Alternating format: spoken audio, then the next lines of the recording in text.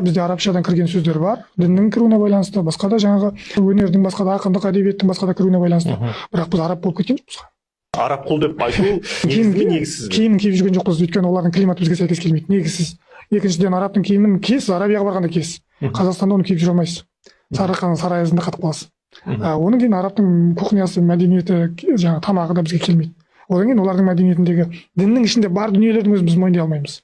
Мысалы, олардың жейтін жаңағы қорқау қасқырын біз жей алмаймыз ғой. Олар да жаңағы халал деп айтса да. Сондықтан да біздің мәдениетімізде біз көп жағдайларда жетісін береміз, қырқын береміз, өлген адамның асын береміз, алыс туыстар, алыс жақыннан ағайын туыс келеді, жеті ата деген қатынастар бар. Арабтар сияқты немере ағайындарға үйлене бермейміз. Сол үшін діннің ішінде бар дүниелердің өзі ұлттың климаттық ерекшеліктеріне байланысты, мәдени салт дәстүріне байланысты бейімделіп екшеледі. Бізде соның барлығы екшелген. Сондықтан да жаңағы дәстүрді мансұқтап, анау исламда жоқ, мынау үйде арабтар былай жоқ, пакистандықтар да мұсылман, олардың да дәстүрі бөлек.